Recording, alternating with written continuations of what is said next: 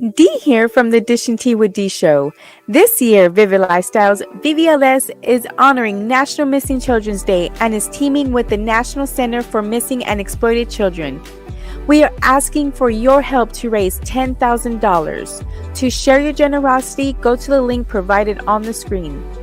And if you have any information regarding a missing child, please report it to your local authorities or call the National Center for Missing and Exploited Children at 1 800 The Lost. That is 1 800 843 5678.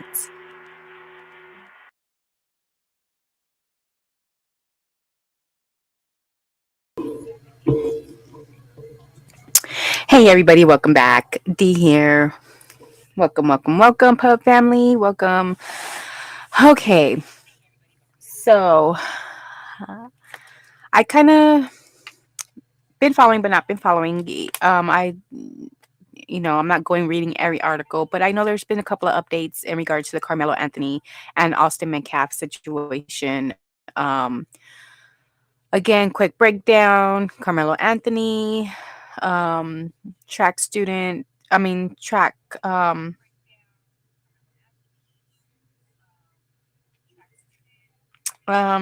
runner at a track meet. Pulled out a knife on Austin Metcalf, who was a student at another school at the same track meet, and Carmelo Anthony took his life, allegedly. Still, again, all people are innocent until proven guilty in a court of law. These are just my opinions. Do your own research. Of course, this is under the.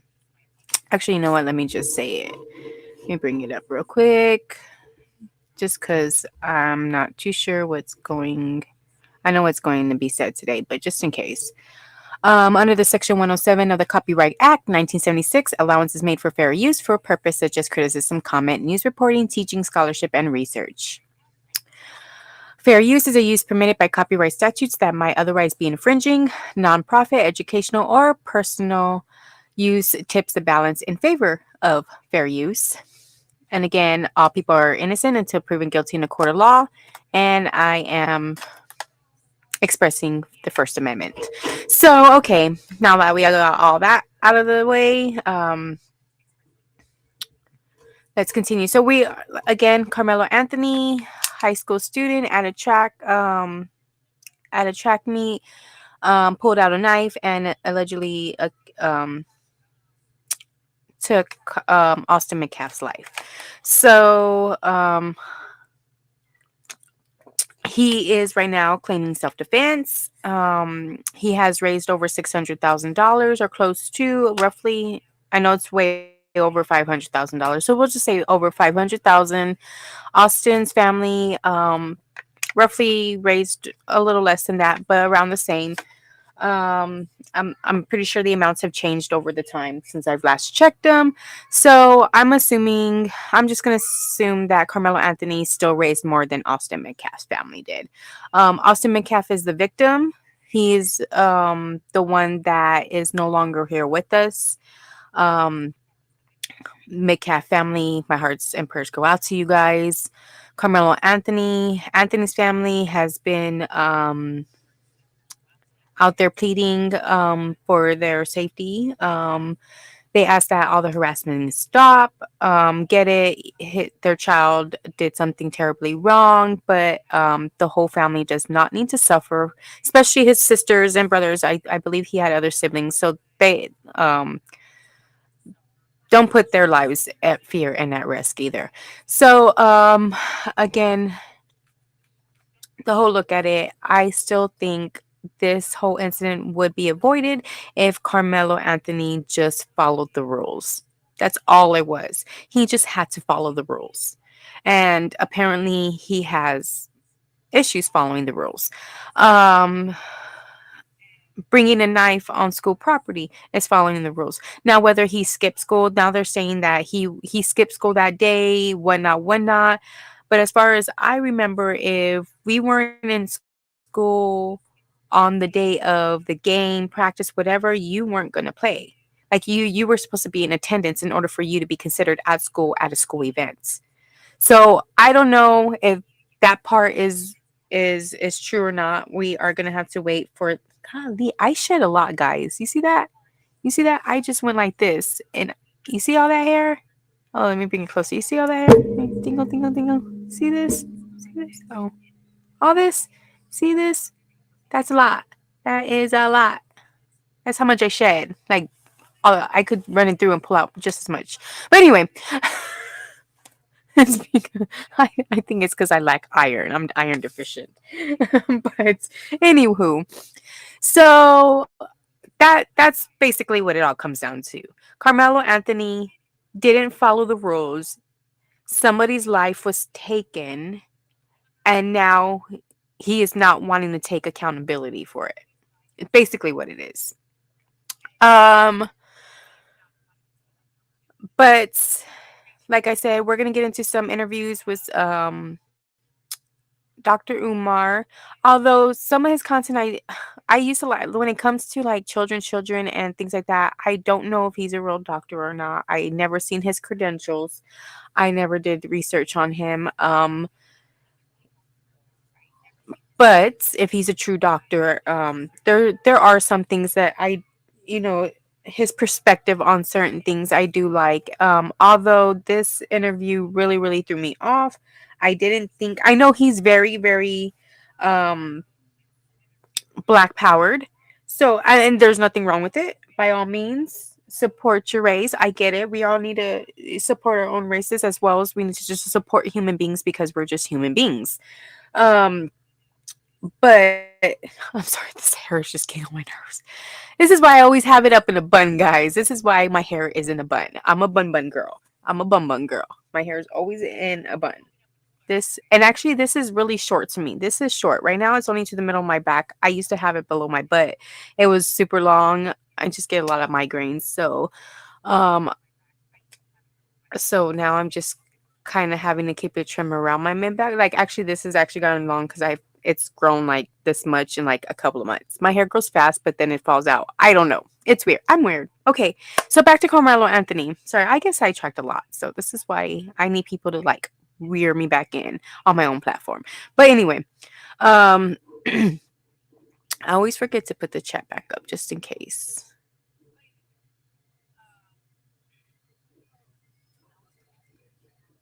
Okay.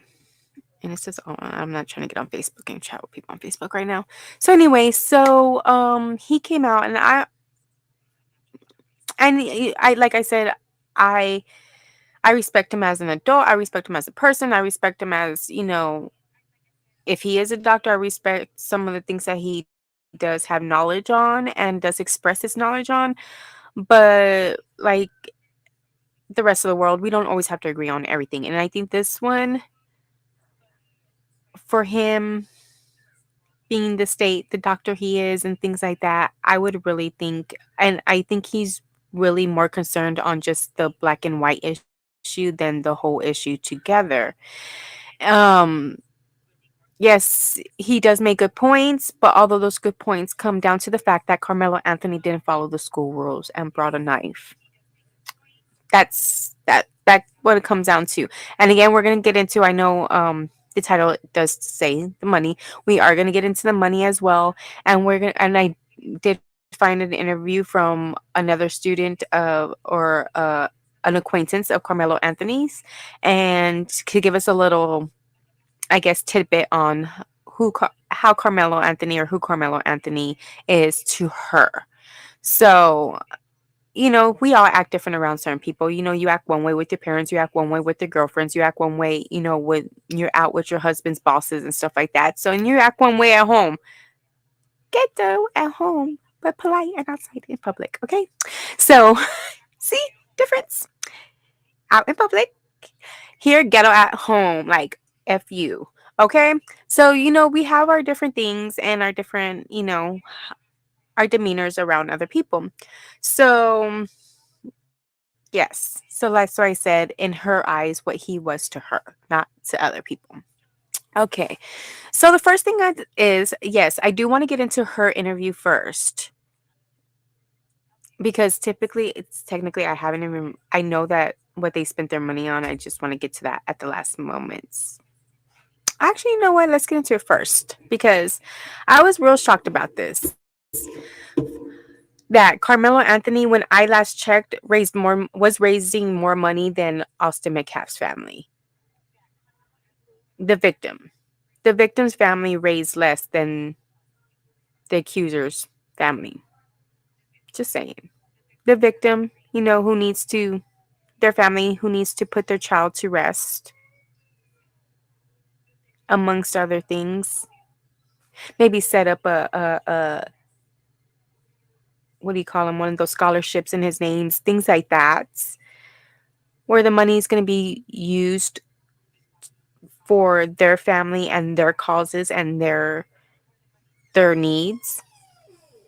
But let's see what Carmelo Anthony's family is spending it on. We already know their reason for raising this family was for legal funds. We all know that. So, and looking it up, something like I was looking at these like this cases, because even me and my husband went back and forth about this. Like, how come what is he gonna do with all that money? Because lawyers and fees, mm, I would say anywhere between 250 to 300,000 max here in Texas. I mean, this may not be in New York or anything. I'm pretty sure y'all are 500,000 minimum for this type of case. But I'm assuming here, maybe 250, and I'm giving it to them. Originally, I had said anywhere between 100 to 150, and that's kind of what. But then again, that's just the lawyer fee. That's not considered all the other, court fees, all these other fees, document fees, filing fees, motion fee, like all these filing fees to file these motions and stuff like that. It adds up. So I gave it a little bit of room and said between 250 to 300,000. And it could be less. It could be less. Lawyer might cut them a deal. They might, there's other way arounds where they can go about it. So let's go ahead and discuss that. So here is an article from US News from the New York Post. This is New York Post. This is what it says. Here's what accused murderer and Carmelo Anthony's family plans to do with the now it's 515,000 raised following questions about their Luke's house.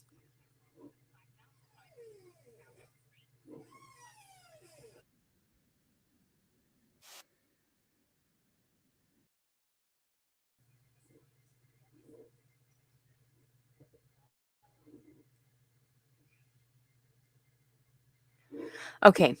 So it says accused murderer Carmelo Anthony's family plans to use at least some of the 515,000 from a fundraising campaign on living expenses. After his alleged stabbing of a high school football star became a viral cause celebre, according to the head of the donation site. Most of the money will go to the 17-year-old's legal defense fund, Jacob Wells, Gibson Go's co-founder, told Fox News. They've been very clear that the vast bulk of this money is going to be used for Carmelo's legal defense, Wells said. They've indicated that some of it will be used to provide them some security, some much needed security, he added. Wells said some of the funds will be going toward paying for a secure location for the family to live. Wells said. So basically, they're upgrading to a nice freaking white neighborhood with a security person outside, gated community, basically, where any one of us who would have gotten that wouldn't have been able to afford that. Like, I don't get it. How are you going to defend? Okay, I don't know. Because it's for the family. See, this is why we shouldn't harass the family because now they have a reason or an excuse to use this fundraising money. Oh, now our safety is at now. This money is good for good. Like if we were not doing that, they would have no like that money would have gone all to legal things. And then that money, what else would they use it for? They didn't need to raise that much money. They should have just raised enough for their legal defense. They didn't put a cap on how much they raised. They could raise $100,000. I mean, they did. I mean, they could raise. I meant to say they could raise like $1 million, and we know that their lawyer isn't going to be $1 million. So what so basically they got paid for their son to get rid of another child. They're going to live well while their son pays for that. I'm just saying, I think that is hot baloney. I think what they should do is stay in their own residence and build security there. Have law, pay a former police, a retired policeman to sit outside your house. There you go. All you need is security, not a secure location. You just need security until this case is done for the next year or two. Sorry, if you don't like for 2 years, you should have told your son not to take a knife to school. I'm just saying, or to on school property. Track meet is considered school property. Bus is considered school property. So your son should not have had that on school property. So now you are getting paid to live in a nice, secure place because your son couldn't keep the school safe. Like, I don't get it. Like, your son is the danger. Your family is not in danger. Your son is the danger. Your family is not in danger.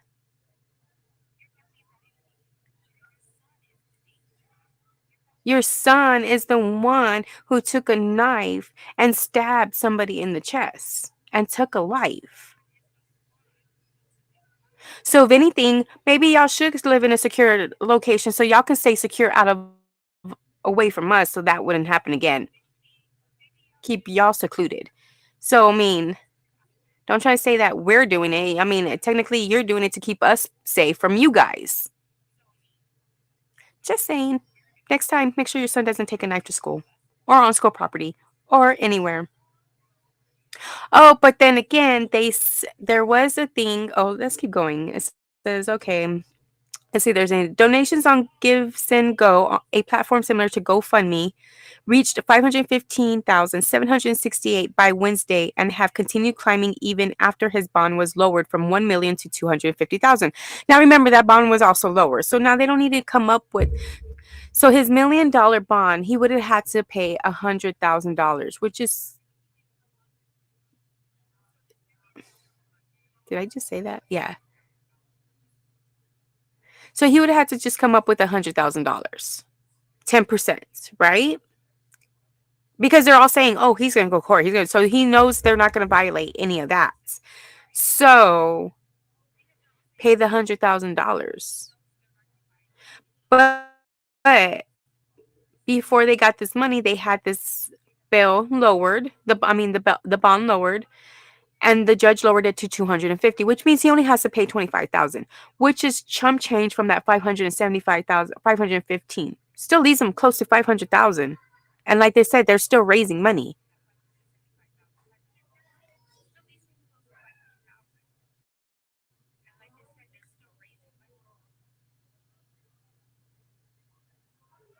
So, but questions emerged after it was reported the family was living in a $900,000 rental house in an exclusive gated community, along with flashy rides in the driveway. Wells said he's spoken directly with the Anthony's family to address those concerns, prompting them to update their fundraiser description to clearly explain where the money is going. So now they updated it so they won't get fraud.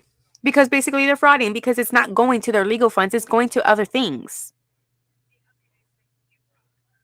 Give Send Go also sent an email to donors explaining where the funds were headed. Zero people responded saying, "I want my money back," Wells said.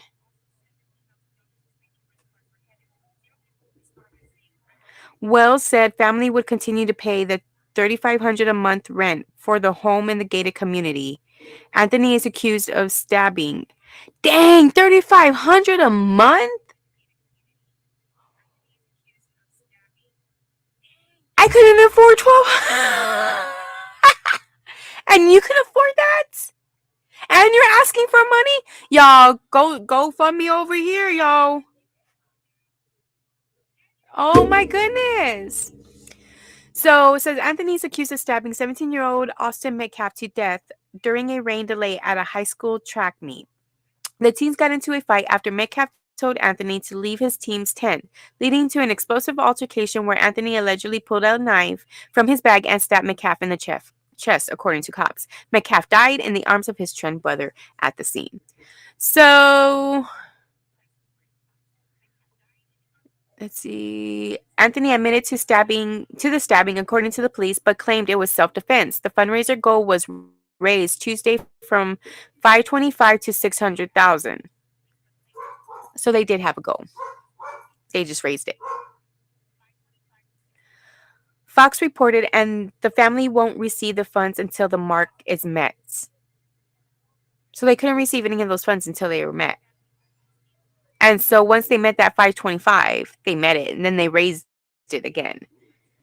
Wells assured that no fundraiser is kept on the Give Send Go website unless its integrity has been verified. But he also said he wasn't very proud of the Anthony Fund.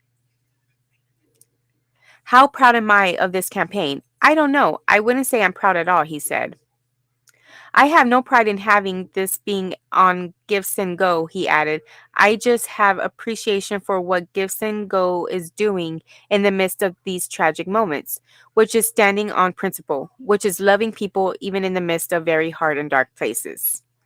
Gifts and Go was previously used to raise money to fund the legal defense for Daniel Penny following his arrested in the subway chokehold death of Jordan Neely. So I guess that's the loophole around it. Say you're raising it for legal fund, but when it's raised, they gotta keep receipts because people who give to them are gonna want to know where this money is going to. And if it's not going to the legal fees or not going to now their security safety with lavish car, apparently they got cars and stuff, so they make enough money on their own to live and to manage and to probably even pay for a lawyer and to keep up with it. I mean, I don't know. Like, again, I don't know who these people were to begin with, but it just seems fraudish, scamish. Like, this whole family, like, jumped on the first chance they got when their child did something wrong. And instead of going out there and, and telling the public, like, you know what? Yes, my child did something that was horrific and that was forever lasting to another family. But the main thing is this is why we don't take weapons on campus. This is why we don't bring weapons to campus. And there is a school handbook that states it. You pull it up, Frisco County, Frisco School District, whatever. Pull it up. Pull up their student handbook. It states in there. It has this big old paragraph in there that says what you can't take. To a simple laser pen, all the way down to a laser pen. If you can't, you're not supposed to have pocket knives, handheld knives, any kind of knife, any kind of gun, any kind of BB gun, any kind of paint, any kind of make anything similar to a gun. Come on, you can't even have a laser pen. A laser pen, unless you get permission because you have a use for it, like you're gonna do PowerPoint or something. But you can't even have it at school, on school grounds, school property. This is why some of these schools especially in South, I used to hate this rule. I used to hate it because it made school shopping so hard. But clear and see-through bags. Pretty soon they're gonna do it to gym bags. If y'all don't be careful, the gym bags are gonna have to be see-through. I mean, what good is the use of a gym bag if it can't hold a lot of things in there? Because the plastic see-through backpacks and stuff, they're cheap. They bust easily. They tear it. They rip easily. So I can only imagine carrying shoes, gym, uniform, this, and this, all in a bag. Those bags are not going to last. But there's a reason why these schools put in these type of rules is because students like this who don't follow those school rules then get put into this type of situation. And from my understanding, he's gotten into quite a bit of altercations at school. He, he was apparently skipping school. He wasn't supposed to be at the track meet. So there was a lot of things against him that he made a lot of bad decisions that day. A lot of wrong decisions. I'm not saying he's a bad child, but he made a lot of wrong, stupid decisions that day. And it led to him taking somebody's life. And to reward him and his family with all this money, this lavish house and lifestyle. Gotta remember, he's on house arrest, so he's at home enjoying this lavish lifestyle, probably playing video games on Xbox and YouTube and doing all. I'm sure his parents didn't give him any rules and regulations there. It's bad enough he's already on house arrest, right? He's already punished by the government. Why is his parents are raising money and spending money on a house and all this other stuff. So what makes you think this parent is going to be responsible for this child at home when they couldn't even be responsible for them not to take a knife to school? Like when my kid used to take stuff to school, and it wasn't even it was toys. Like, she was young, elementary school. She's in first, second grade, thinking, she cool and all that stuff, taking her toys, want to be friends. When teacher told me, like, hey, she can't be bringing outside toys. I'm like, I don't send her with toys. Ever since then, ever since then, every time she left the house, I would check that backpack to make sure she didn't have anything of hers or mine in there. I'm just saying, you never know. If she takes her stuff, what makes you think she wasn't going to take my stuff? So I don't know. But I would check her bag, make sure it wasn't nothing in there. I'm just saying. Apparently, you have a child that still does, baby things like 6-year olds and stuff like that, and still takes things to school that they're not supposed to take. So maybe you should have checked his bag on a daily basis. I don't get I don't get it. Check his bag and then cry boo-hoo when people are coming after you for what your son did. But you weren't.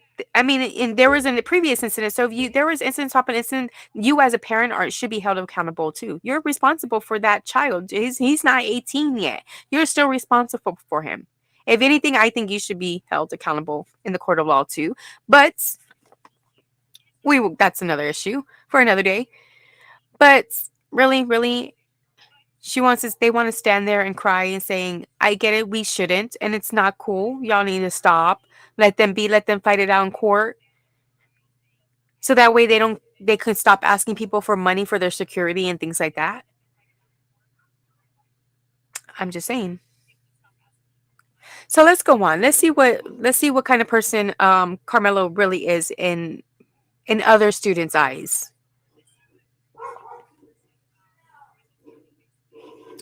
Let's share this screen. I want to share this real quick. Right here. So this is by another student from Karmelo Anthony's school who obviously either knows of him or knows him directly, regardless. So this is from a news who was there doing a news report. So Karmelo Anthony's classmate speaks out about her interactions with him. Centennial students shocked about what happened. Huh? So they're trying to say, like, it shouldn't be shocking about what happened if this is how you know him. So let's listen. Let's make sure this volume's all the way high.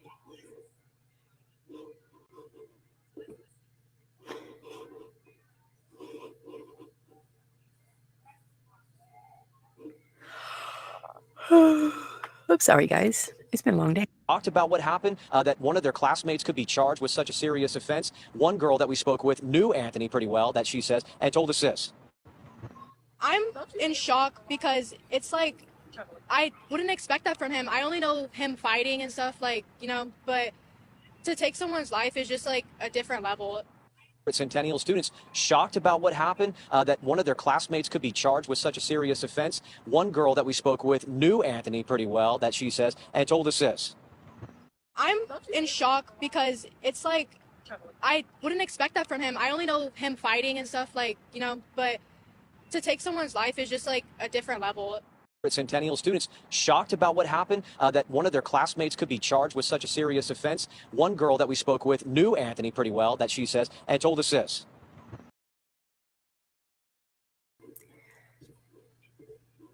So, you known him as fighting, but you didn't think he was going to take somebody's life?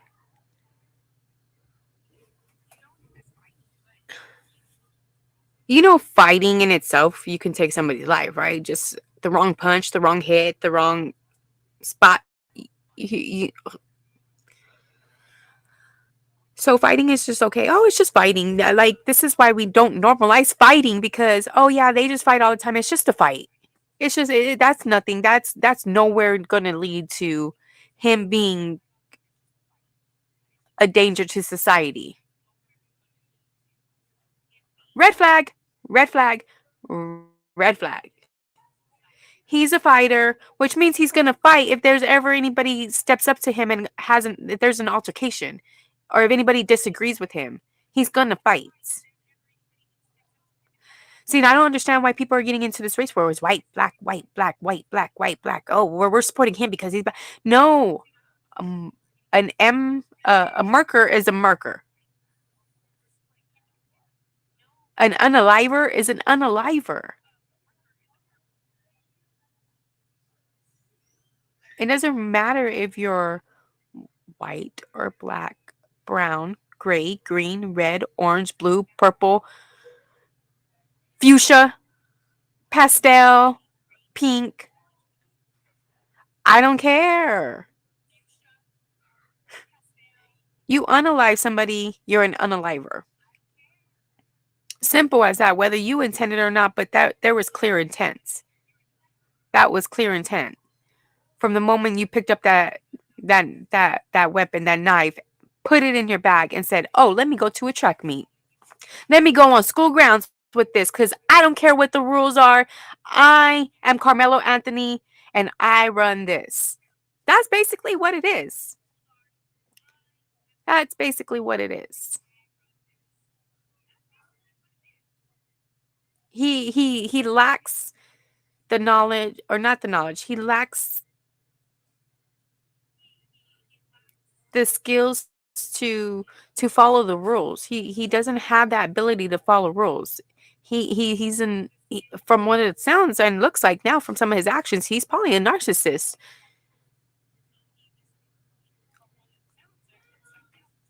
He's obviously he's either law. I mean, if he fights, he's. I mean, there was. I mean, even the newscast said it in my last fight, my other video in regards to Carmelo Anthony. The newscaster said that there was a previous incident at school, but it was dealt privately, which means these people already have money. Him and his family already have money if they dealt with it privately, because that's the only way you could deal with matters in school privately, unless it's a major matter and they don't want it to get out into the news and reports and all this other stuff. So now they're trying to keep stuff hush hush.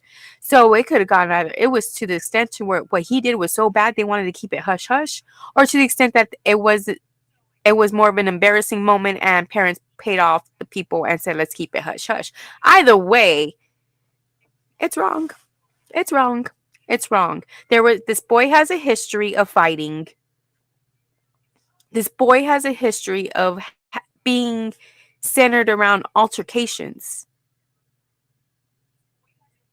There's a school file with history on it. And this girl would play. Oh, I know him as fighting. You go down, I'm pretty sure. Oh, who's coming out? Oh, that fighter over there. I must say, I don't always have this. My kid ain't the greatest. He's always in trouble too, fighting, talking back to the teacher, doing this and doing that. But I know, and I talk to him every day, and I do it. But you, like, and I take things away, he gets punished. If he was a track person, if he was a starry dude, you ain't go. You keep this up, The fighting, the this, the bullying, the this, the skipping school, the whatever. Boy, you're not going to be doing this, this, and this, and this. You're going to be on house arrest under mommy's house rules. And I'm pretty sure I'll be living under his house arrest because it doesn't look like mommy has any rules if oh boy could take a knife to school.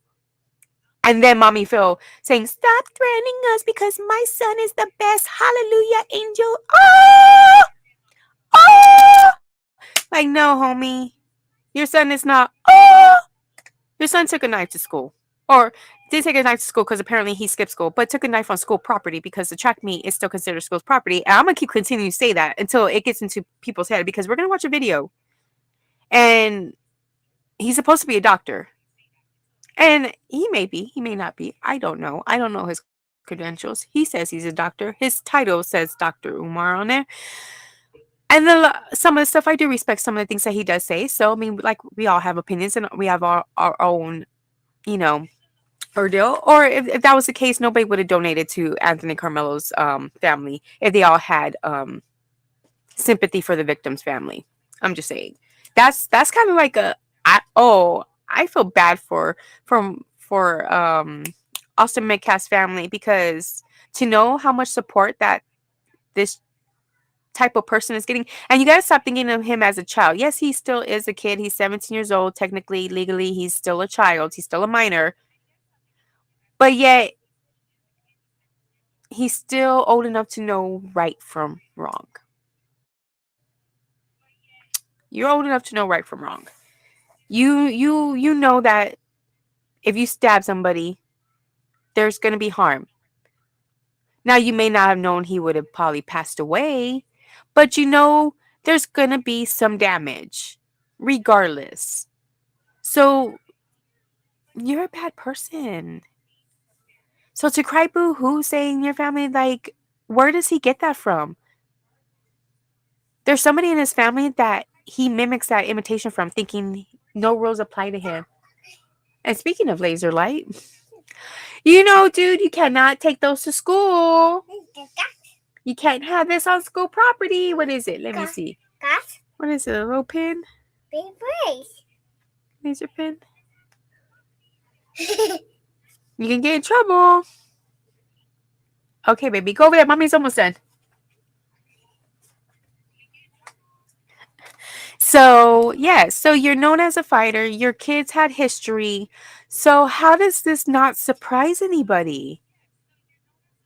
Now, I can understand if there was no history, if he's never got into a fight and he didn't have a lot of friends, then that might have been a red flag too. But if he had a lot of friends, he did this, then yes, I could have seen it being like a big old shock that something like this happened. But if there's history of him disobeying rules, then what makes you think he's going to follow the law? That's what I tell my kids all the time. If you break the rules now, that means you're not going to follow the rules when you get older. So you got to learn how to follow the rules now. And his parents let it go. Because I don't know if he followed the rules when he's younger. Or the parents just let him do whatever he wants because that's what happens. Baby, that's too loud, baby. You need to go over there. Okay, no more love. You silly. You silly. Go. Go, baby. No, no, no.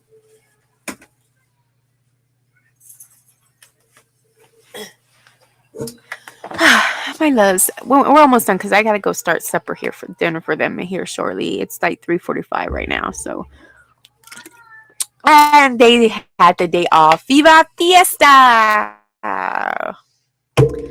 Another reason for us to party and stay out and drink and stuff like that. Thank God I don't do all that. Too good for that. No, I'm just joking. I'm joking, guys. Go have fun, party. Make sure y'all stay safe. Call a ride home. Don't drink and drive. Okay, so. So now we know what students think, classmates think of him and know of him. It says, "I knew him as fighting." That's that says it all. Yes. So she's basically saying he was a problem even in his own school. I only know him fighting. Well, there you go. Hold up, she referenced him fighting? Who was a troublemaker? He was a troublemaker. Who was a troublemaker? Okay, sorry, I'm reading some of the now I'm like looking back at some of these. Let me put this.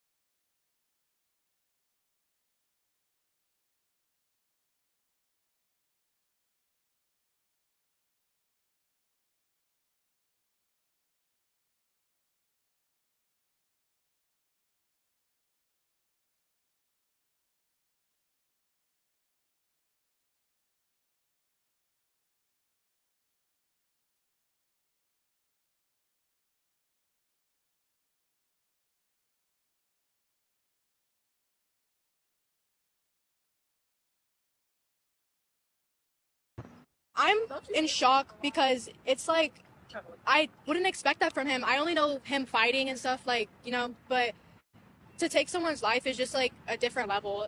Centennial students shocked about what happened, that one of their classmates could be charged with such a serious offense. One girl that we spoke with knew Anthony pretty well, that she says, and told us this.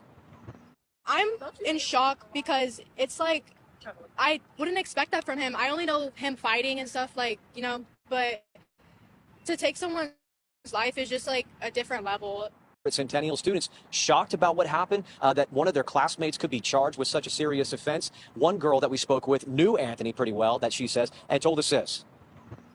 I'm in shock because it's like I wouldn't expect that from him. I only know him fighting and stuff, like, but to take someone's life is just like a different level.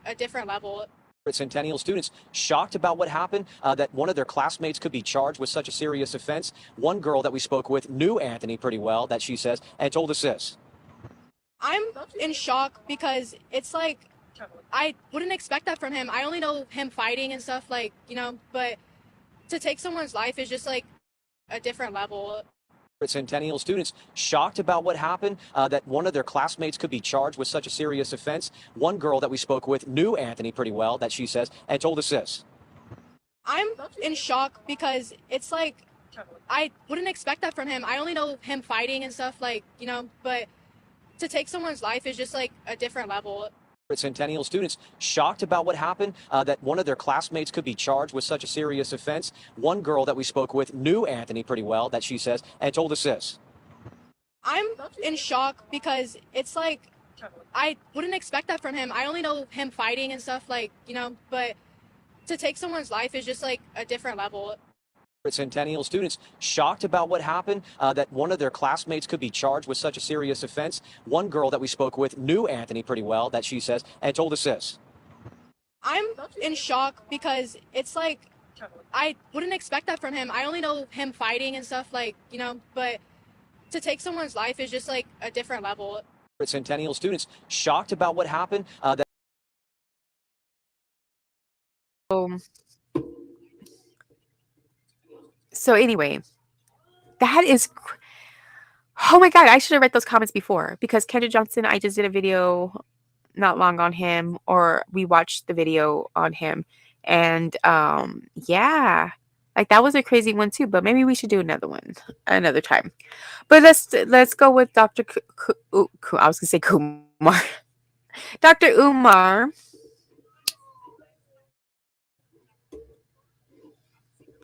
and what he has to say about this.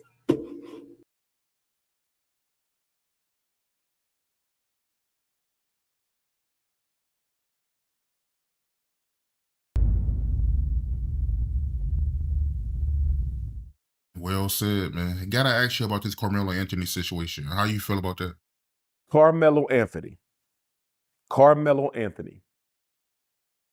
Art, if you go back and take a look at the slave codes in all of the original 13 colonies, and if you look at the slave codes in any of the slave states of America, you will find that black men or women never had a right to defend themselves against a white assailant. You could not fight back against your slave master, nor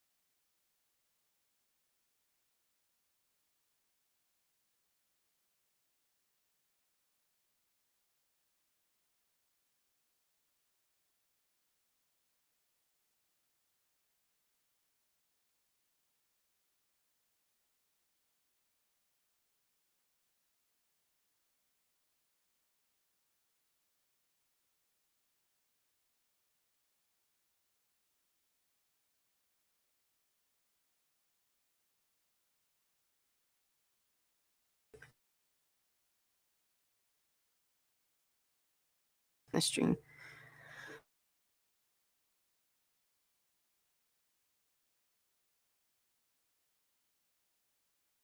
Oh, everything back to race. Yes, I know that's what he does.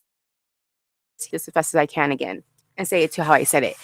But the fact of the matter is, it's not about race in this thing. The fact of the matter is, he broke a rule, and it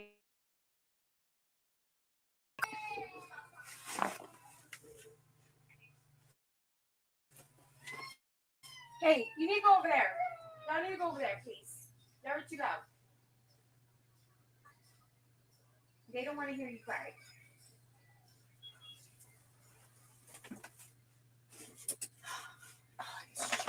He doesn't pick it up. Okay. Nobody wants to hear you cry. Sorry. Um, but no, he brought everything to race, and I don't think it's about race. It's a simple fact that this teenager between pre-adult, you know how they have a preteen, they should have a pre-adult, and he didn't follow the rules, and it costed somebody lives. The rules are there to keep people safe, and he broke the rule, and somebody was harmed and unalived.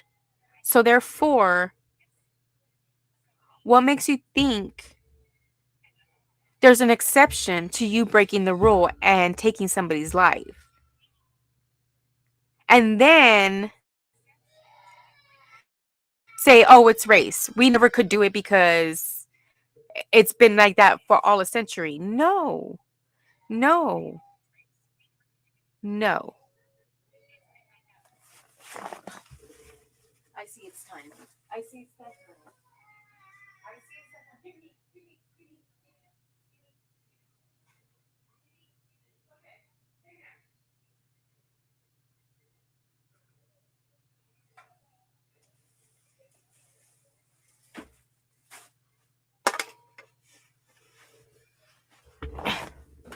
Nope, we lost them for the day.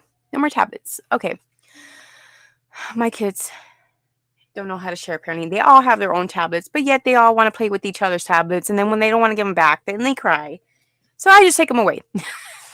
Nobody gets a tablet. See how that works?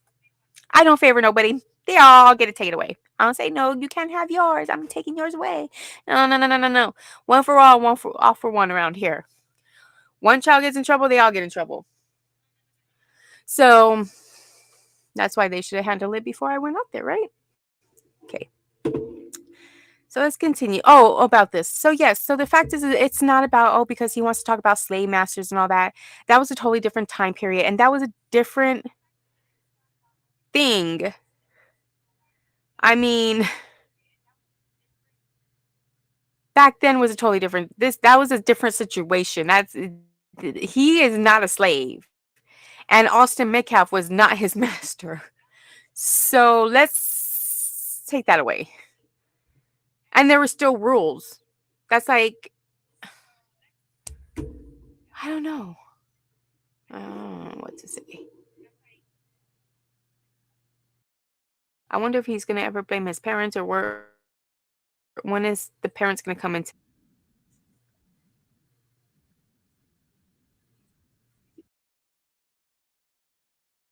Hit you, you couldn't fight back. If they steal from you, you couldn't fight back. If they tried to sell your child away illegally, you couldn't fight back. So we need to understand something. White America, going back to the plantation, white America has always felt, Art, that they have absolute jurisdiction over the black body. This goes back to slavery when they owned us. They owned us. Old habits die hard. And since you have a legacy in this country, a custom and a culture where black people don't even have the right to protect their own body, you get this situation that we are dealing with now without.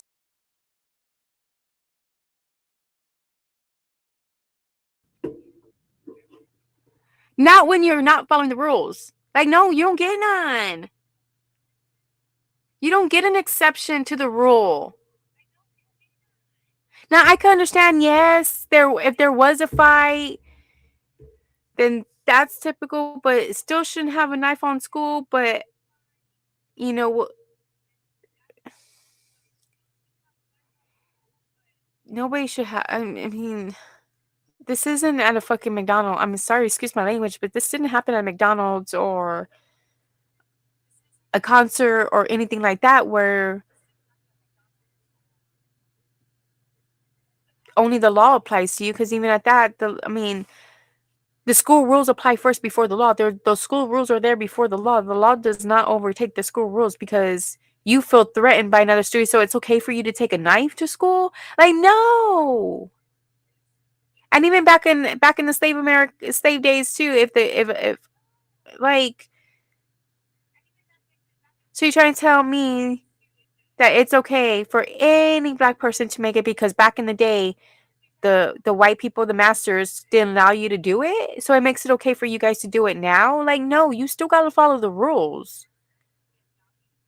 I don't like this one was way too far, Mr. Umar. Like, I don't even want to call you doctor anymore, but Okay, Umar, like Umar Johnson, like this one, you kind of lost me on this one. Like you had me going for a while. I was really into some of your stuff, but now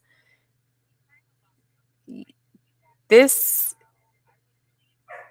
So if the roles were reversed, let's take it to this way. I want to really now I want to question him, because if the roles were reversed, if it was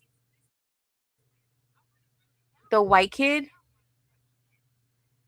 who unalived the black child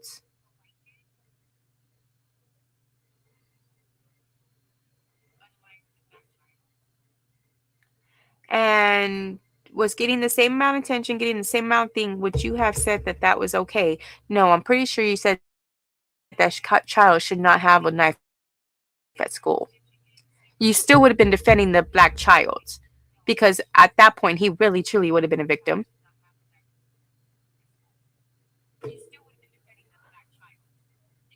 I don't think he would have been. He still would have been talking about race, because therefore it's the opposite of it. Child is still a child, whether it's white or black. Like, we should be on the side of the innocent and the victim. And the victim's not even here to tell his side of the story. And you're bringing it to race. Like, these kids,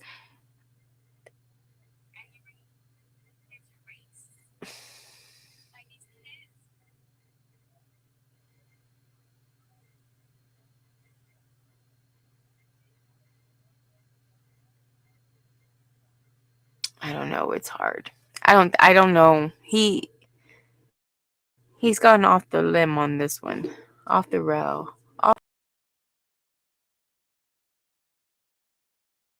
First, white folks, when they heard about this situation, they automatically tried to paint him like a criminal, but that didn't work, Art, because he's a 3.73 GPA student. He's the captain of at least 2 sports teams. He has no prior criminal history.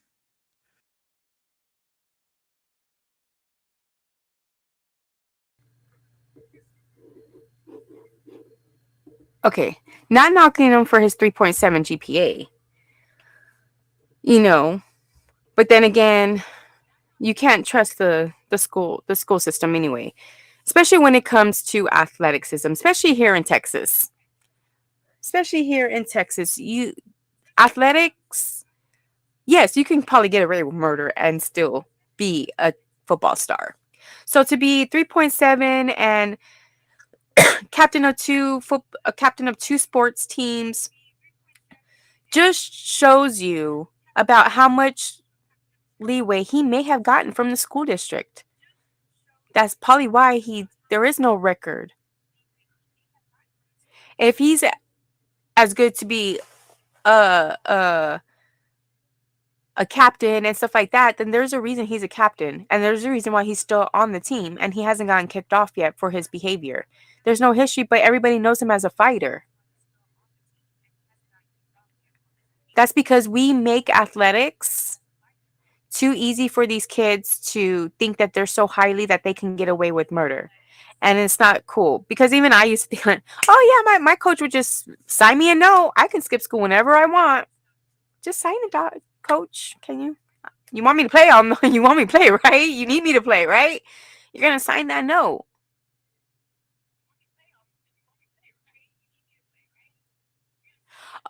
And it's not that too, like, and I get it. I mean, I can't say nothing about our coach. Our coach did certain things because, one, we earned it, and two,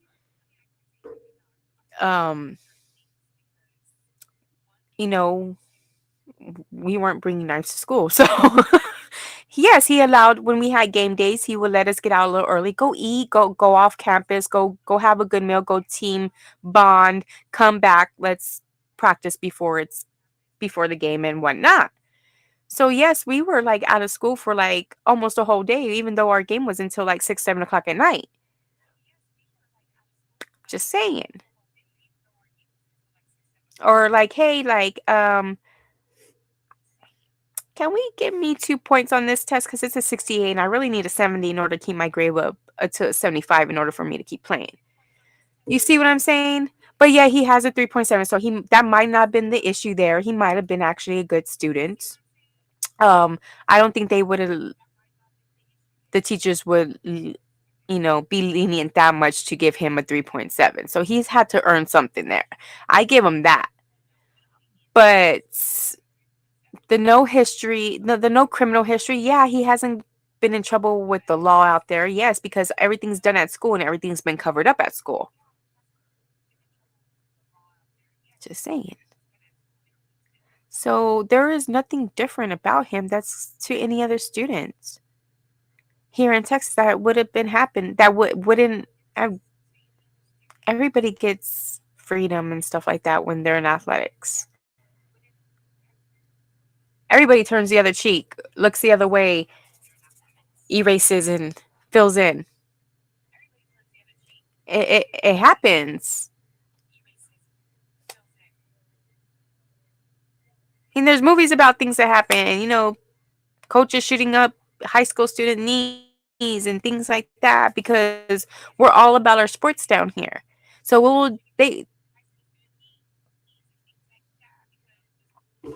let's continue. I don't think that has anything to do with it. Just the fact that he thought he was the shiznits.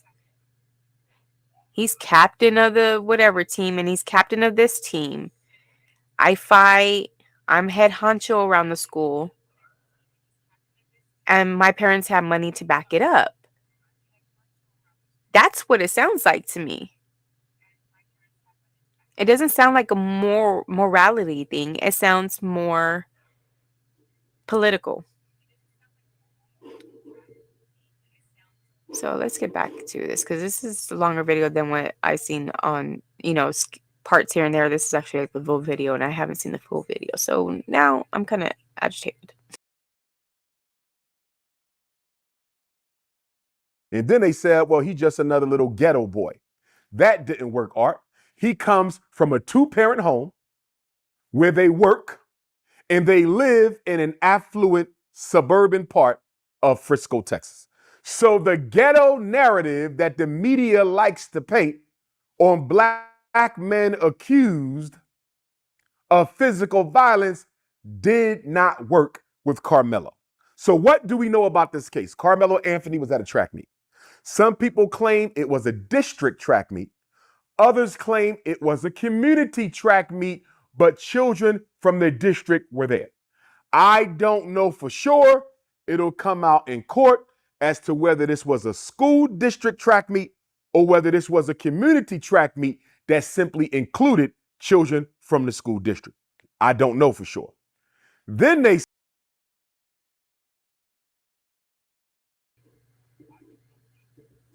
So he says he doesn't know, but later on he'll say he's gotten text messages from witnesses saying that they were there. So how come he couldn't ask them, was it a community meet or a school district meet? Because that makes all the difference. Because if it's a school district meet, then point blank he should not have that weapon with him. From gun ho, you're in the wrong. Point blank, I don't care what happened between you and so other, because it should not happen that way if you did not have that weapon on school property. Get it? Now, if it's a community thing, then yes, some of this can come up to where he's allowed to carry a weapon, he's allowed to do this and certain things to where the outcome may be a little different. Or you may think of it a little different way, be like, okay, well now it's a community thing. What if there was an altercation and he had a weapon? So what now that altercation really is important. I'm not saying that it's not important in the other situation, but if it is a school campus, then it's important, but it's not as important as this one because it doesn't matter what happened. The fact is that he had a weapon on school property, which is against the rules. And if he was following the rules, we would have been able to save a life.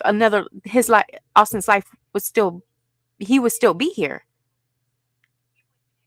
Now, if this was a community thing and there was, then that altercation does come into effect where who started it, what happened. Now, even though he was under the wrong tent, this, and this, why was he under the tent to begin with, and blah, blah, blah, blah. And then it gets real critical. But point is, school campus, no weapons, had a weapon. If he didn't have a weapon, Austin would be here. He brought a weapon, Austin not here. You see the difference? This is black and white, not. Oh my god, I said black and white. Like it's not race, but yeah, okay. My bad. Wrong wording there, but didn't catch that before I said it. But anyway, let's continue on this.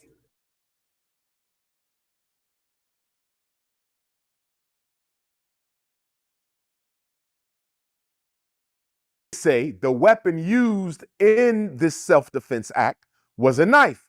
Some people saying it was not a knife, but it was a tool that is used to clean cleats.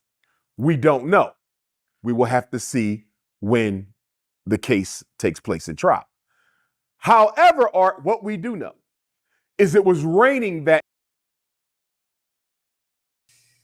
Give me your back on here again. But didn't the cops confiscate the knife? And they called it a knife. They didn't say it was a cleat tool. But that's still considered a weapon. If you read the school handbook, it says no other, any other, like, you can't even bring a laser pen. What makes you think you could bring a spike knife or a clean knife or any tool? It's not a tool. So then, therefore, we can take, other tools to school. An ice pick. We could take an ice pick to school. It's a tool. So that way, if I so happen to use this tool on somebody, I could say it's a tool. It's not a weapon. It's a tool. And I was in self-defense. Like, I'm scratching my head. I'm like, this literally has my head itching right now because it's stressing me. Oh my goodness. I'm starting to break out. Get me off. Let's continue. Let's but let's only talk about the facts that he does know. It's raining. But remind you, it wasn't raining as hard as he says it is. You can look it up on the news. You can see the pictures. It's not coming down that hard. I mean, I don't get it. Like, this is why I laugh at people when it comes to rain. They scatter like mice when the lights come on and roaches when the lights come on. Because I'm like, it's just water. You don't need to run in it and slip and fall and hurt your head, break your ass. I mean, yeah, I might get a little lap, but you can actually get hurt doing stupid things like that. Or let me do this and let me do like it's just water. Oh my sure. And then you start doing all this stuff and something happens. Water gets this. You start a fire. You get it electrocuted or something. It's just water. Just walk. You're gonna get wet regardless. You take showers, right? Like, it's water for crying out loud, guys. It's water coming from the sky. Blessed by the Lord above. Like, you cannot. It wasn't thunderstorming. It was a rain delay, but if you look up the weather that day, it was only delayed. There was lightning miles away from the thing. They only did it as a precaution because that's what if you see lightning, you automatically rain delay a game, regardless if there's water coming down or not. But it wasn't thunderstorms. It wasn't. It was rain, rain, rain. Like, really? It's water. You take a shower. You go to Fiesta, Texas. You go to SeaWorld. You get splashed by Shamu. What in the world are you talking about? Let's continue because we haven't even gotten to that point. And I'm already talking about it. And you're like, what is she freaking talking about rain? He hasn't said anything about rain until right now. And he hadn't finished a sentence because she jumped back on. But yes, let's go. That day at the track meet, it was raining. Karmelo wanted to escape the rain. And as you know, Art, when it's raining and you want to escape it, you'll run to the closest tent you can find. It don't matter if it's your school.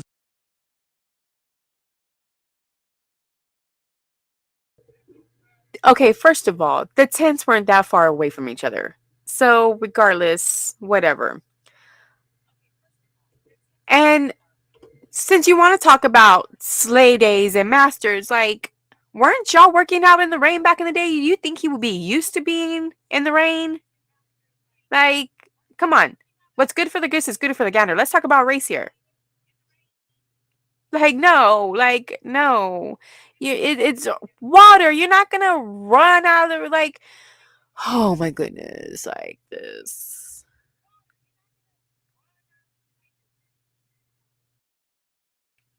My sister ran track. We all ran track. We were all like, I never seen something look so ridiculous like this. Like, it's raining, so you run to the front. No, no, you know where you. First of all, the tents were already up, so he knew where his tent was, where his team's tent was. And if it starts raining and your tent isn't up, the first thing you do is not go run and hide for cover. You're more than likely going to help your teammates put the tent up so you can sit under the tent. You're not going to go hide under another teammate's tent while they're putting up a tent, or you're not going to go hide. Like, there's a reason why he was under another team's tent. We just haven't gotten to it. Some people say he was stealing. Some people say it was this. It possibly could have been he was doing something. He was over there doing something he wasn't supposed to be doing. I mean, he was over there because he wasn't supposed to be over there to begin with. So that way he was wrong there. But then, I mean, I've been to a lot of events, school events, a lot of them. I was in some of a lot of these events. I mean, not at that school, whatever, but so I know how events are ran. I'm not clueless. And that's just retarded. That's retarded. And even at that, there are still some kids that would play in the rain. So therefore, to say he's running, scurrying, getting to the closest tent. Ah! Oh my God! I'm getting wet. Oh, my clothes. What am I gonna do? Go home and dry them? Just saying. Just saying. You're talking about we try to make him look ghetto, but you're trying to make him look like a little pansy. Just saying. That's little.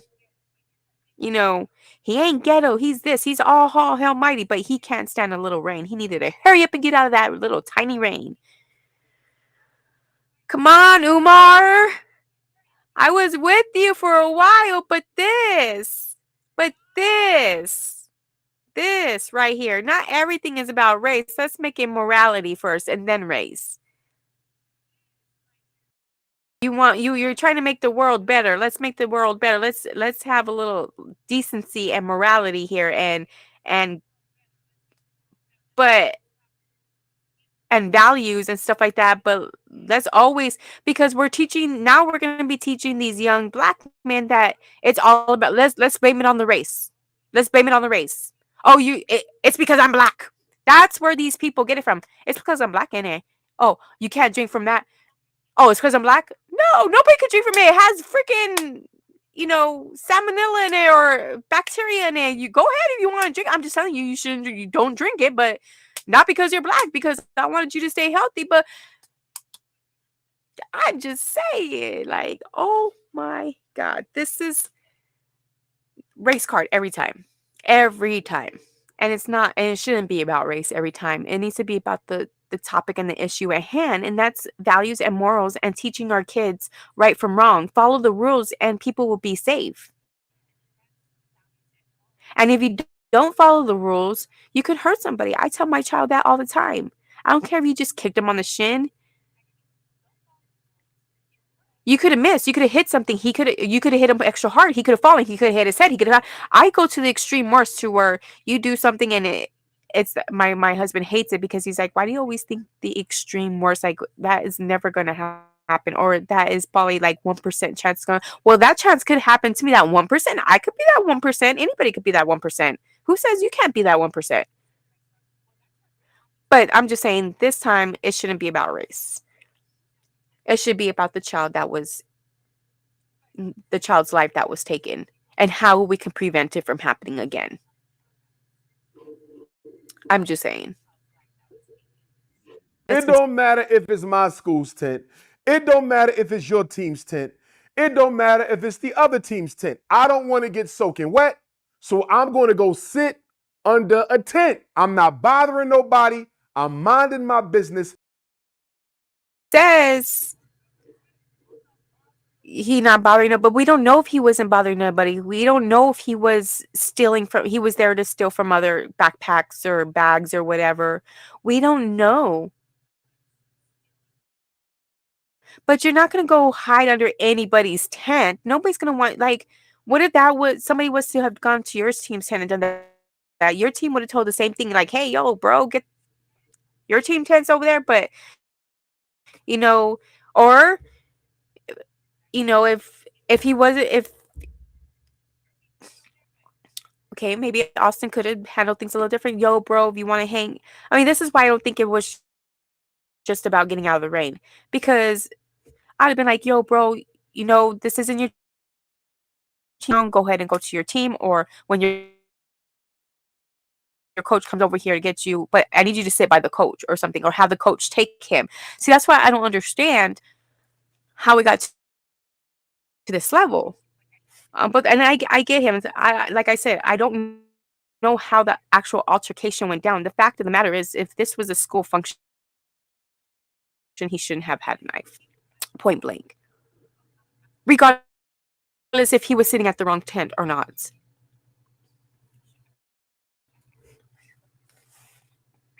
Sorry. FYI.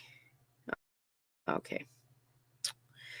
More mail for me. I had to go get from my parents' house. Okay. So anyway, no. But let's continue because I think now we're starting to get to the point, and I really don't want to watch the rest of this video because it just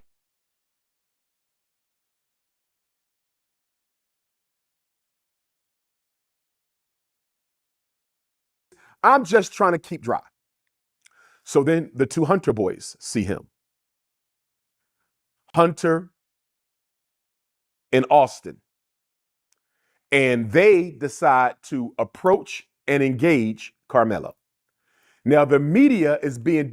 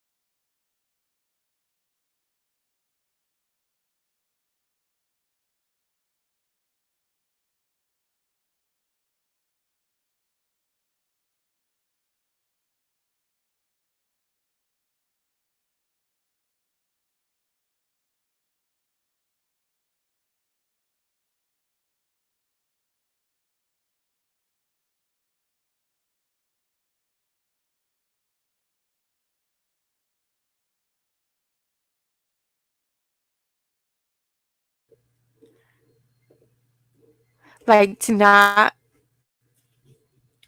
I don't get I keep forgetting that when I have the other screen on, y'all can't hear me for some reason. I don't know why it does that. But so it's like, what's the pair share screen if I can't talk at the same time the screen's playing? But anyway, um,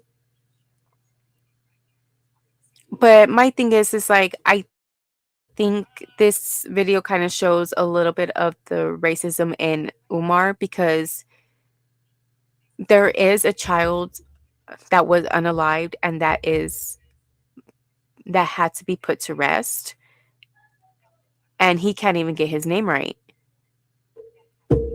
He gets Hunter and Austin mixed up a lot, and it's like, have a little respect for the dead and get their name right. You're trying to say this is about race, and you're coming at him and you're trying to pick them and that, but be respectful to the dead and learn the name. Just saying.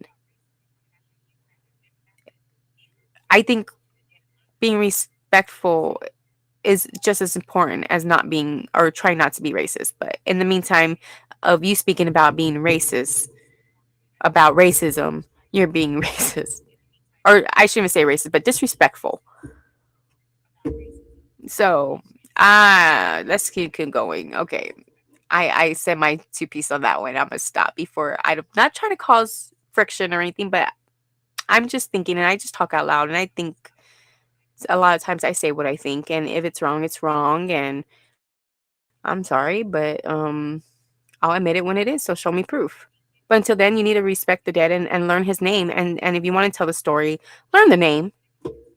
I don't say that other dude, Carmelo Anthony. I don't be like, oh boy, and his sister and the mom, and or that black family, or that family, or whatever. Like, anyway, let's keep going. Dishonest about this situation, Art. The media is claiming that this was a one-to-one fisticuff between Hunter. Okay, first of all,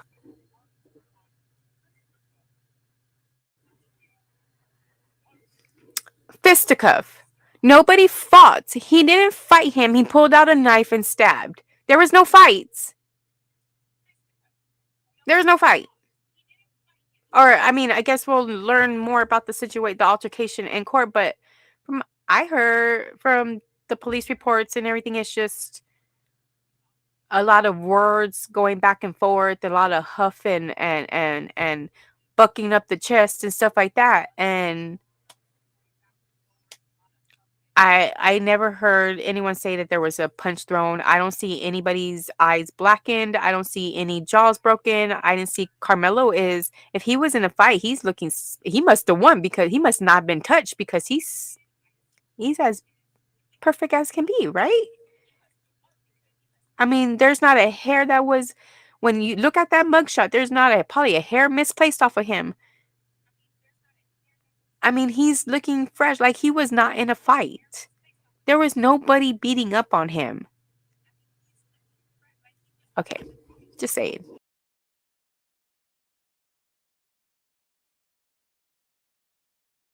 Okay, and Carmelo. I'm going to say between one of the brothers because I keep getting the names mixed up. I believe it was Hunter, and I do want to say rest in peace to him. My condolences to his father, his family. Nobody deserves to lose a child.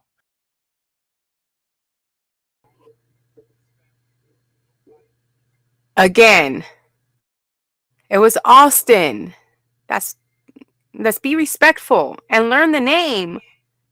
Like, how are you gonna speak on a topic and not? Oh, but he already knows he can't get him confused. But you want to talk all the smack, but you can't even keep the poor child's name, and you want to say thank. Well, rest in peace. But you can't even show him the respect of knowing who actually passed. You know Hunter's not the one that passed, but oh well. Austin's name is everywhere. Austin is the city name here in Texas. You want to talk about Texas, you should remember Austin. Just saying. I need to shut my mouth because I'm going to get in trouble one of these days. And I don't got no law money. Maybe I should set up a fund for illegal funds, right? Just saying. Y'all bail me out, right? Black, white, red, yellow, or brown. Nobody deserves to lose a child. not at that age, regardless of who fault it was. I'm sorry they lost their child. Condolences to the family. So R.I. I just want to say that that almost felt kind of routine, not actually meant to. It just felt routine, like he just needed to say it just to say it, so he shows his respect, but you can't get the name right. Just saying. Oh Lord Jesus. Okay, let's keep going. comes and engages Karmelo with his brother Austin. Hunter and Austin tell Karmelo, "You're under the wrong tent. Get from under the tent." Karmelo says, "I'm just trying to stay dry or get dry. Leave me alone." Hunter, rest in peace, smacks the phone out of Carmelo's hand. He smacks the phone out of his hand, and the other brother, Austin, allegedly goes to get his book back. Now, Art, I want to put this in perspective for you, Art.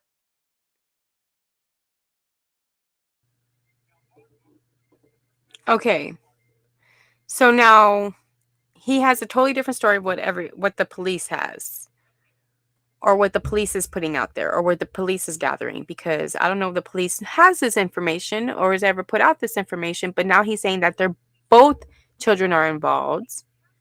I mean, both brothers are involved. One brother slaps the phone while the other one grabs the bag.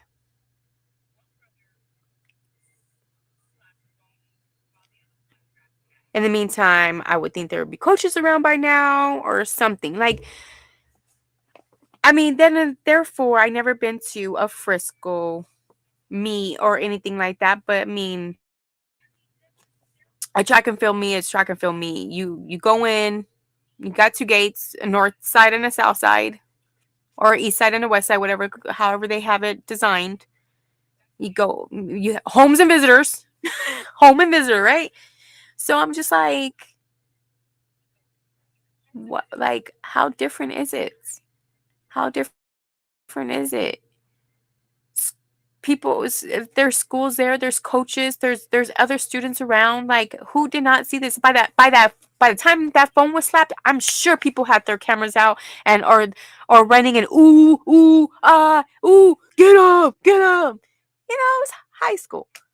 I'm sure. I mean, people who are talking smack, you already have a crowd around you within seconds. There is no way you were going to slap a phone, pick up a bag, and you weren't going to have teachers, security, school. And if it was a school function, they will have school officers there on duty, there, functioning, watching, security.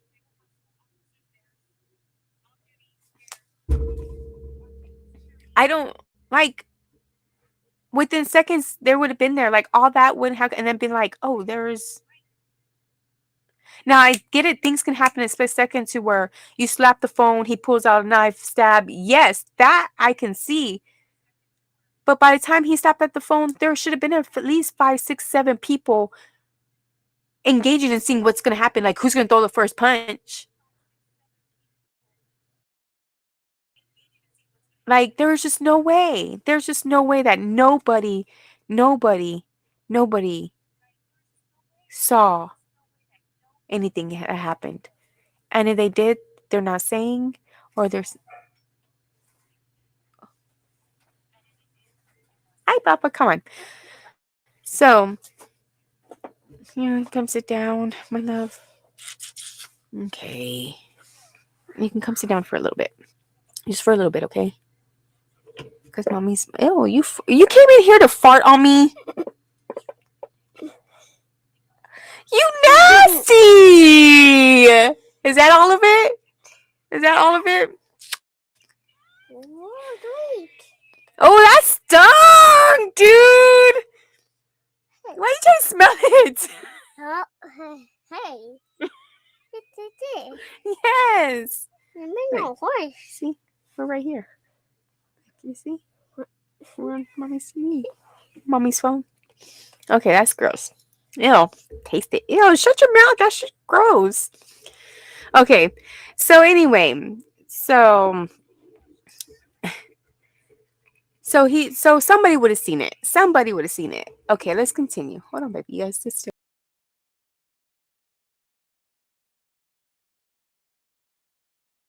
Attention, Depo-Provera users. Were you diagnosed with a meningioma? If you Carmelo Anthony is 160 pounds. Rest in peace, Hunter is 225-pound football player. Hunter is nearly 60, 70 pounds heavier than Carmelo by himself. But he was not by himself, Art. Hunter was with his brother Austin. Austin is around Hunter's size as well.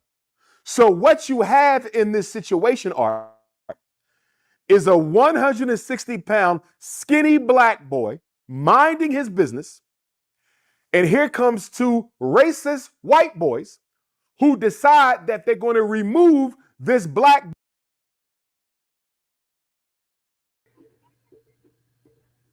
okay. One, how do we know that these boys were racist? What makes you think that Carmelo Anthony wasn't racist? Why do they got to be racist because they're white? I've seen pictures with Austin Metcalf and his brother with multiple colored people and other races. I don't understand how being racist does that. And even if there were racists, they're not the ones who brought a weapon.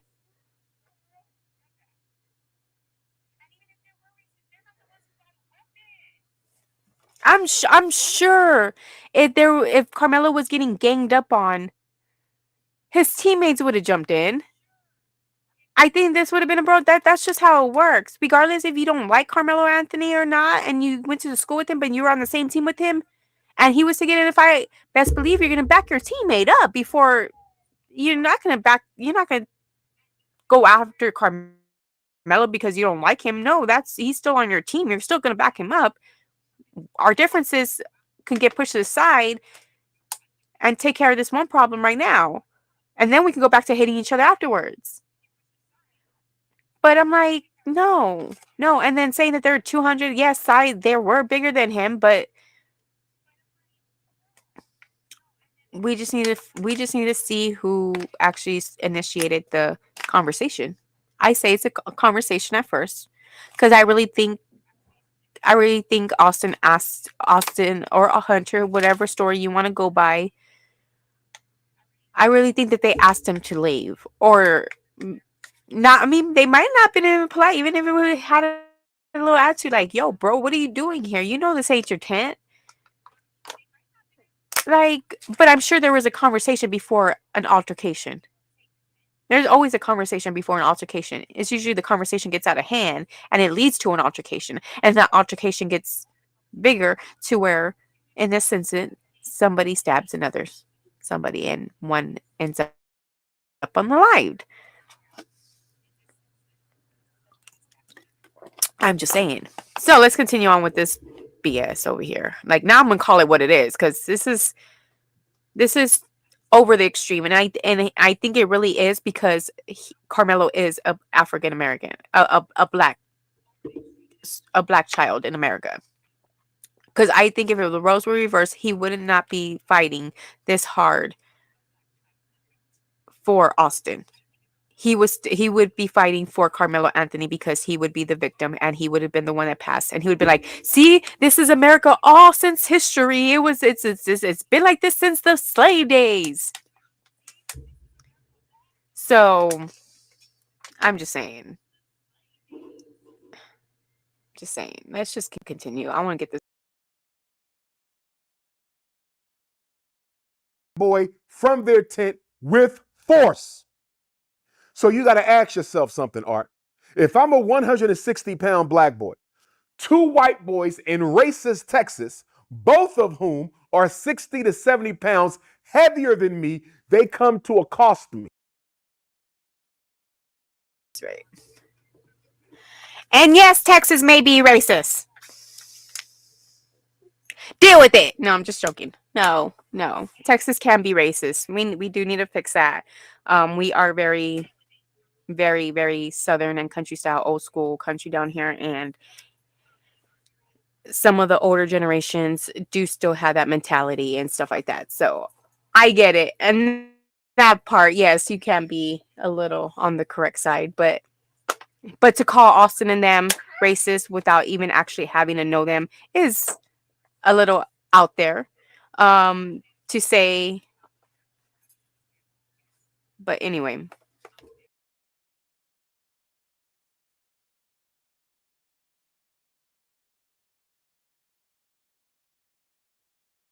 Physically knock my phone out my hand, try to grab my bag, try to throw me out. The media is making you think it's only one.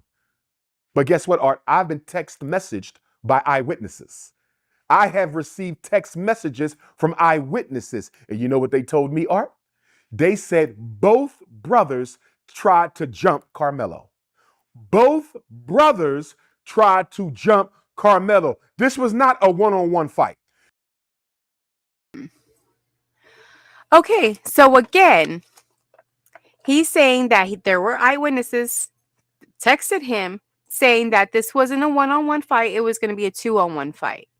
But nobody was fighting it. And if they were there, how come they didn't go call a teacher? How come they didn't try to stop it? Why didn't they, like, somebody jump in? Nobody recorded it. Nobody did anything. Like, nowadays, phones are everywhere. Like, as soon as something happening, you know there's going to be a camera out. So these eyewitnesses,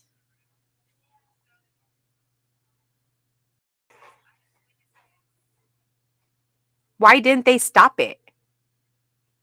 Why didn't they do anything? Why didn't they say something? See something, say something. This is see something, say something.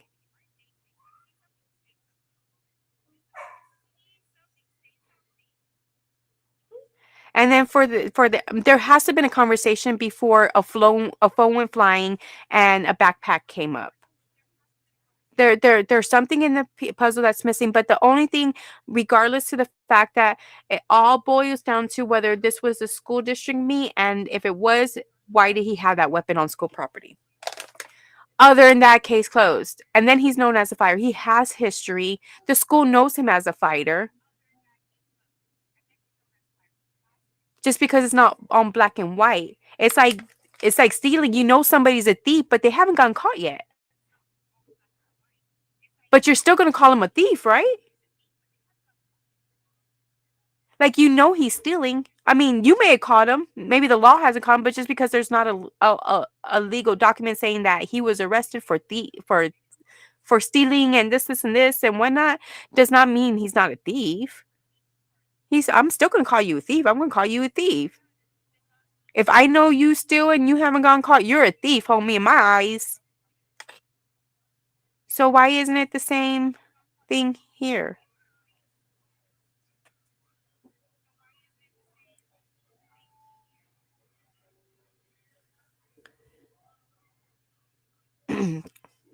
Let's rewind that just a tad bit, because I want to hear that again.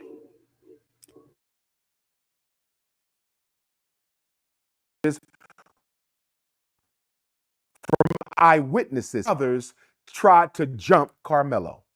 Both brothers tried.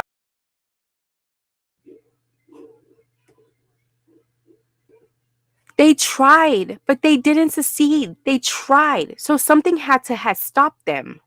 Something had to interfere. And I don't think that's when Carmelo brought out the knife.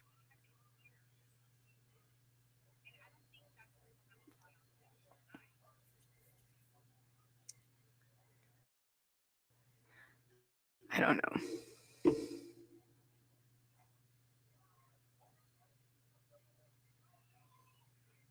I think the first instinct was to throw punches. And there was no punches thrown because Carmelo's face, if he was tried to gotten jumped, his face would have been at least a cut, a scratch, a finger, something. A little cut on the lip, if he got hit there, a little black eye, swollen, something would have shown.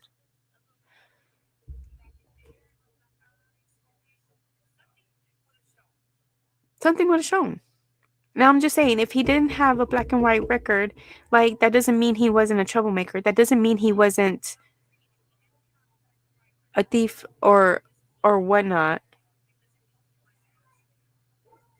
You could have a 3.7 GPA and be an asshole.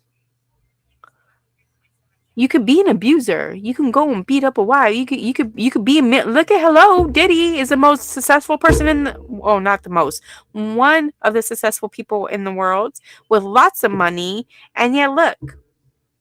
But he's never done it. He doesn't have a crime. He doesn't have history. So he's a good person now.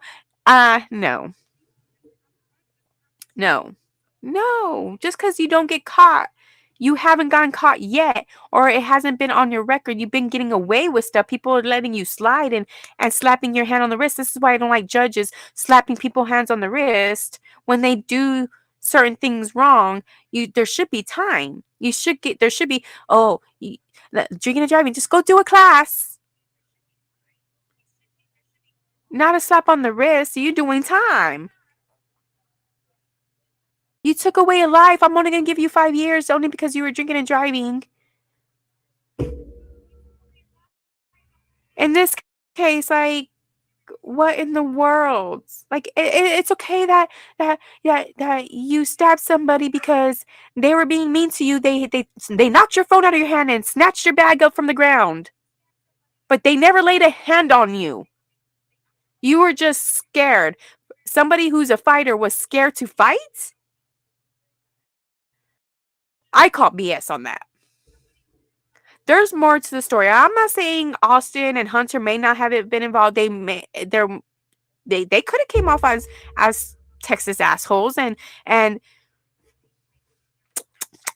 yo, you in the wrong tent, bro. Me and my bro here are gonna have to escort you out. Like, no. And if it did went like that, teammate right there would have been like, oh snap, I feel something coming on, oh snap. They would have been recording from the moment they opened their mouth. I'm telling you, there was a conversation before the altercation. I would love to know the conversation. I would love to know the altercation. But it all comes down to what I really want to know now, since he wants to call it a community meet. I never heard of a community meet. You know what? Let me look that up now.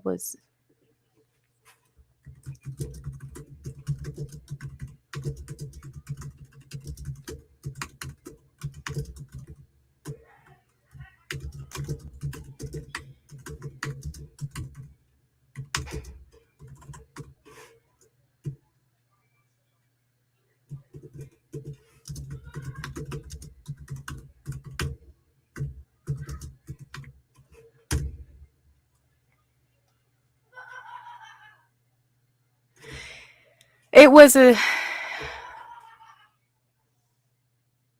not a community meet. It was the championship track meet. This motherfucker pissed me the fuck off. I am so sorry. Get your shit straight, dude. Umar, for you being a doctor and then a psychiatrist, psychologist, therapist, whatever, you would think you would get this information before speaking, because it does make a difference if it's a community or a thing, because if you're just basing it on race, that's wrong. It's about the morality and the value of the situation and the fact that he didn't follow rules. And it's okay. Now you're showing that it's okay to follow rules because you black, and that's why you should get away with it. And that's why you should get leniency. And that's why it shouldn't, like, no. Let's speak about the race thing. Because he's black, and back in the day y'all couldn't beat up y'all's masters. Y'all were the one getting beat up on. So now it's okay for you to go murk anybody and then be like, oh well, y'all did it back in the day and we couldn't do it then, so but we can do it now, and we're going to use self-defense to cover our tracks because y'all did it and y'all didn't have to cover y'all's tracks. So it's almost like a tit for tat thing. And no, rules still apply. He broke the rules. Someone got hurt. Now somebody needs to be accountable for that. And his family shouldn't be living in a $500 mansion, whatever it is, paying $3,000 a month. That's like triple my rent right now. We're all six of us living in a one-bedroom apartment. Really?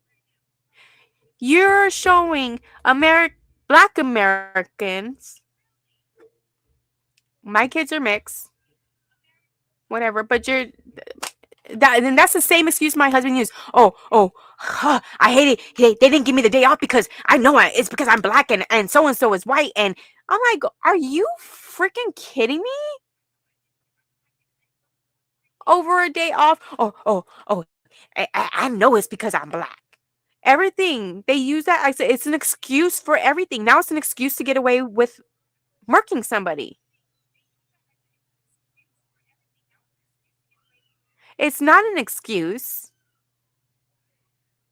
because y'all were deprived and held at shackles on your feet and made to work in the fields and all this other stuff. You didn't have any freedom. So now that you get freedom, you're gonna say it's okay to murk people because y'all lacked the freedom back in the day. So now let's go ruin y'all's freedom now, or the little bit that y'all do have now, because y'all still say that y'all are not totally free. So, and I shouldn't say y'all. I'm a minority too. So we need to stick to the like it should be right and wrong, not black and whites, not race. It was wrong for what he did. Now I can understand if the situation was a little different. Then yes, if it was a community check, like I said, yes, we need to get down to the altercation and see who did what at what time and what led up to that. Yes, but this was a school track meet. CBS News. Anthony had been in the Collin County Jail since April 2nd. Arrest for allegedly stabbing and killing 17-year-old Austin Metcalf at a Frisco ISD track meet. Let's look at what AI has to say. AI. Austin Metcalf was murdered at a Frisco ISD District 11-5A championship track meet at Kendall Stadium. I don't even know how to say that, which is a school district meet. It was not a community meet. The event involved multiple schools within the Frisco ISD. I mean, if it was a championship meet, of course it was only going to require, it wasn't going to be this big old meet where all the schools were there because obviously it's a champion. So only the people who made it to the championship the teams were going to be there. Which made it even more noticeable if somebody was fighting because it's not all these people now. It's not going to be this big old crowd. It's going to be the small group and you're going to be like, what is going on over there in that little group, you know? And it's going to be a big old rush. It's going to be noticeable. In a big old crowd, it's maybe not noticeable because it's crowds. You can just think it's another crowd in the crowd, right? But no.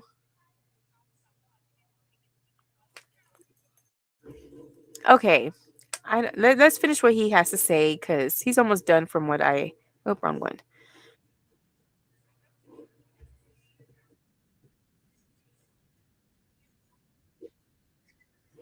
Okay. To jump Karmelo. This was not a one-on-one fight.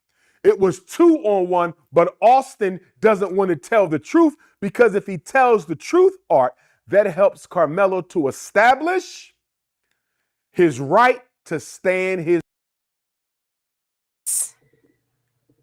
That I can agree with. If that did happen, like I said, the situation right now, in my eyes, really isn't the big. It does matter. Yes, it does bring. It will bring light to a lot more of the situation, but I think ultimately, if he wouldn't have the knife on school property, this wouldn't have happened. It would have been fist to fist, like he said.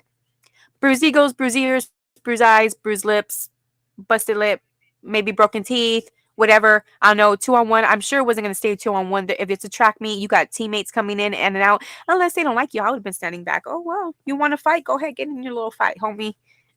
Take care of you. You know? Or I'm gonna jump in, hey, yo, that's my teammate. I may not like him, but that's my teammate, bro.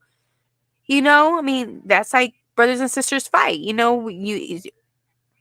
My sister, my sister gets into a fight. I'm gonna be right there, no matter if I like my sister or not. That's my family. That's my girl. That's good. I'm gonna go jump in. Same thing here. So, like I said, situation, like he said, it can be right because if they did, if Hunter, let's get it right, if Hunter, because not Austin, Austin's the dead one. If Hunter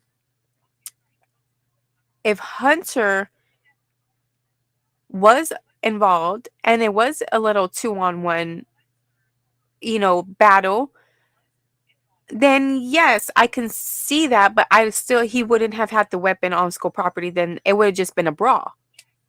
It would have just been a brawl.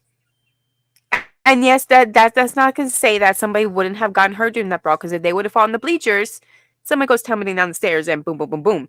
I mean, you could still have the same outcome from a fight. I'm not saying that fighting is, but you still have a better chance of living to another day than you would if you got stabbed in the chest or shot in the chest or anything straight to the chest. Dude, he could have had heart problems. You could have punched him in the chest and his heart exploded. Like, yes, I get it. Fighting is just as bad, but it's not as lethal as the other ones because you could just punch somebody in the face and get it over with.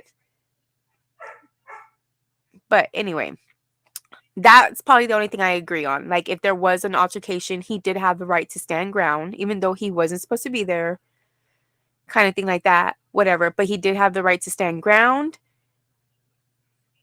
and he did have the right to defend himself. But if he would have followed the rules, the knife would have been there. He would have been able to defend himself with his fists. He would have been able to defend himself any other way if it got into a fight or any other way and then something happened. Yes, I see that.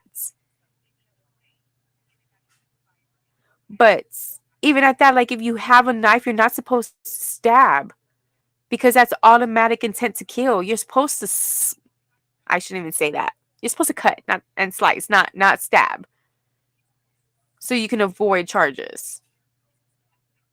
That I don't even know if I could say that online, but oh well, we'll find out, right? I don't get paid for this, so it don't matter. Um, but yeah, you don't directly do this. You do this because this means your intent. That's an intent to hurt, to damage, to kill. Reminds me of what's his name from the foraging fire, and that it will kill. Okay, so but yes. So that's one thing I agree on. Bravo to you. I do get that. But the rest of the stuff, the whole thing is not all about race, and it doesn't go back to because y'all were held and y'all were put as slaves and chained and shackled up. Like, that has nothing to do with nowadays Carmelo Anthony with not following the rules. You guys fought for freedom, and it's like y'all want the freedom but y'all don't want to follow the rules to have the freedom. Like, it doesn't make sense. It's just like, follow the rules. You're free to a certain extent. You're free to the point to where people are safe. That's why those rules and laws are there, to keep us safe. But if you don't want to follow the rules, why are you crying about your freedom? And that's for any race. So that's why I don't even like bringing race, because that goes all across the board for any race. If it's like, don't. I'm getting out. I hate talking about race. I hate talking about race. I hate talking about race. I'll just say that brown one, that black one, that white one. I'm colored person. I'm a color person. I'm not a race person. I'm a descriptive person. I'm gonna say you black with black hair and red shirt on. I'm brown with black hair, brown shirt on. Use white with the yellow shirt. And so, I mean, I'm color based. I'm not racist. I don't care what color you are, because you could be green and did what he did, and I'm still gonna feel the same way. You shouldn't have taken that knife to school, or tool, whatever you want to call it. Still against school rules. If you wouldn't have taken it, if you would follow the rules, you would still be free. This is probably why they had you shackled back in the day, because y'all didn't follow the rules that they wanted you to follow when y'all first came over. So anyway,